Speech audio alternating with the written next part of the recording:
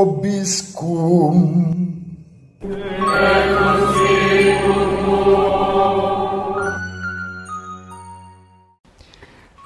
Sahabat peradaban kasih ekologis yang terkasih, selamat berjumpa dalam renungan harian bersama saya Romo Alois Budi Purnomo PR melalui channel ini.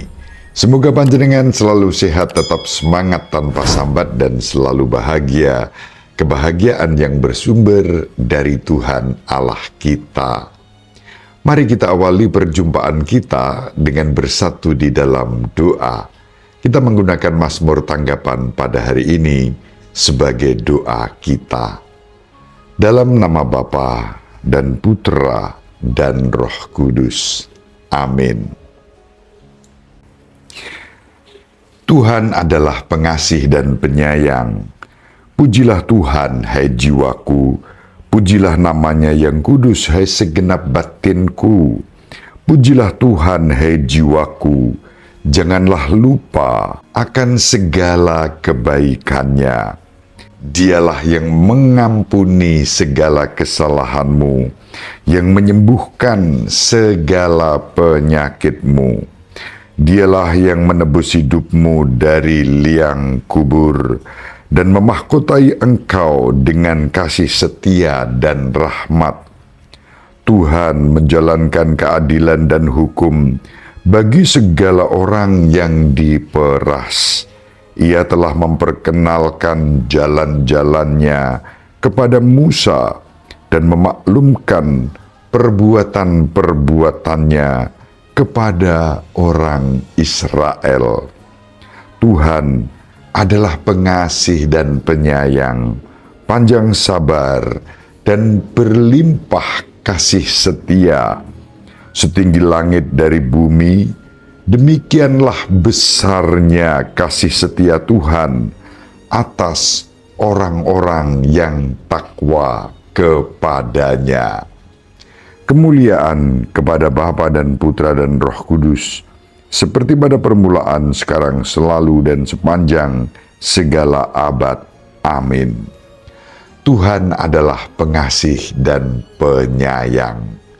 Dalam nama Bapa dan Putra dan Roh Kudus. Amin. Sahabat peradaban kasih ekologis yang terkasih, mari kita baca Injil Lukas bab 13 ayat 1 sampai 9. Sekali peristiwa datanglah beberapa orang kepada Yesus dan membawa kabar tentang orang-orang Galilea yang dibunuh Pilatus, dengan darahnya dicampurkan dengan darah kurban yang mereka persembahkan. Maka berkatalah Yesus kepada mereka, "Sangkamu orang-orang Galilea itu lebih besar dosanya daripada dosa semua orang Galilea yang lain, karena mereka mengalami nasib demikian? Tidak, kataku kepadamu. Tetapi jikalau kamu tidak bertobat, kamu semua pun akan binasa dengan cara yang demikian.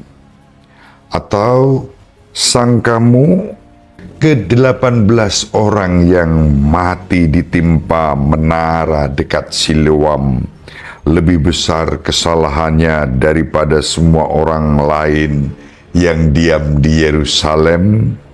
Tidak, kataku kepadamu.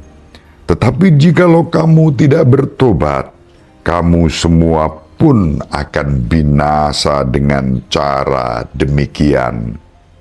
Kemudian Yesus mengatakan perumpamaan ini. Ada seorang mempunyai sebatang pohon ara yang tumbuh di kebun anggurnya.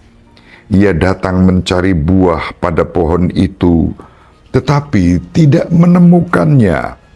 Maka berkatalah ia kepada pengurus kebun anggur itu, "Sudah 3 tahun aku datang mencari buah pada pohon ara ini, namun tidak pernah menemukannya.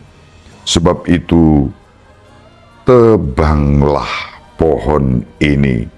Untuk apa pohon ini hidup di tanah ini dengan percuma?"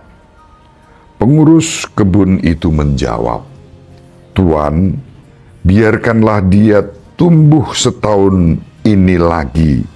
Aku akan mencangkul tanah sekelilingnya dan memberi pupuk kepadanya.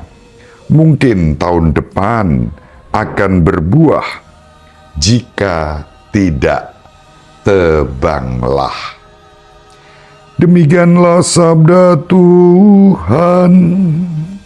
Terpujilah Kristus.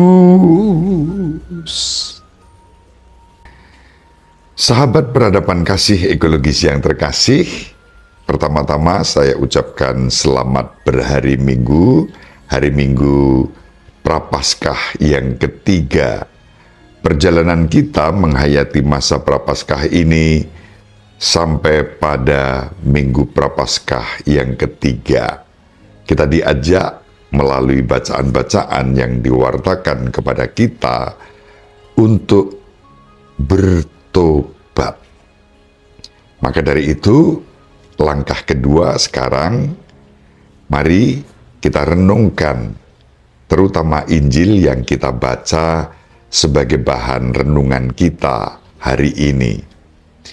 Kitab suci menunjukkan kepada kita beberapa orang yang bertanya kepada Yesus tentang nasib orang yang dibunuh oleh Pilatus dan darahnya dicampur dengan darah persembahan.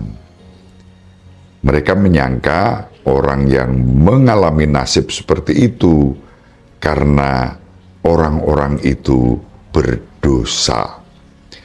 Yesus menunjukkan kepada mereka bahwa nasib yang tampaknya di mata mereka buruk bukan sebagai akibat dosa.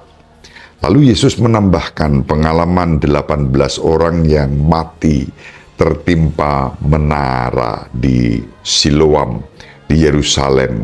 Apakah terjadi karena dosa? Jawabannya juga tidak.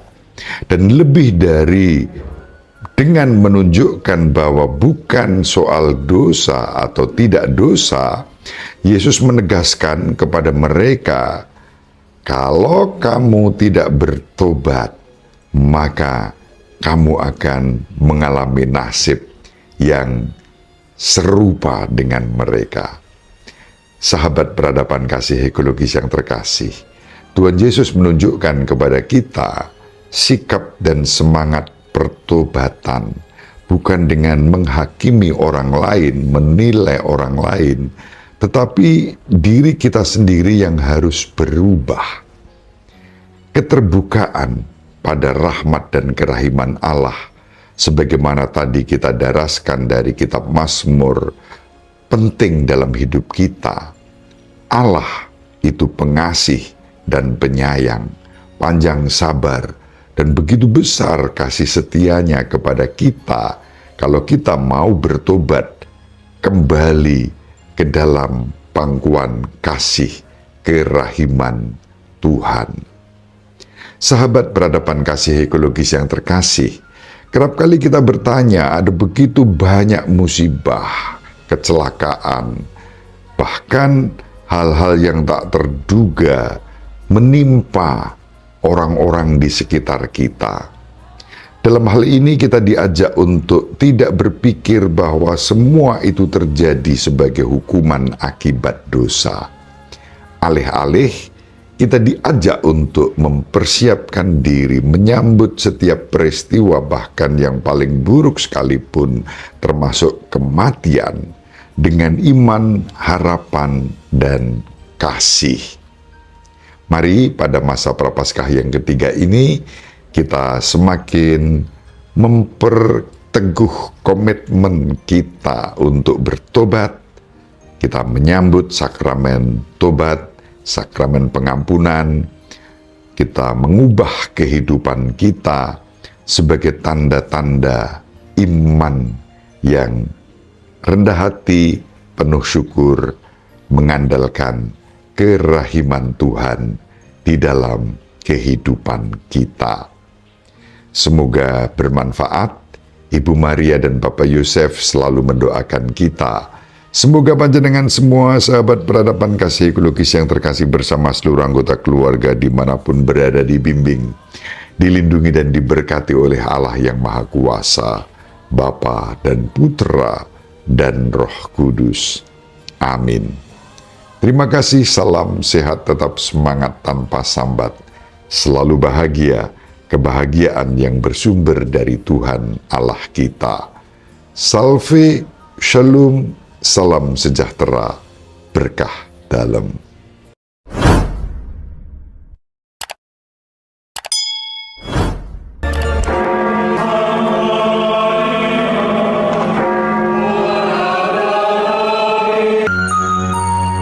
Sahabat peradaban kasih yang terkasih, sampai jumpa pada episode berikutnya. Terima kasih atas kebersamaan kita. Salam peradaban kasih ekologis. Berkah dalam.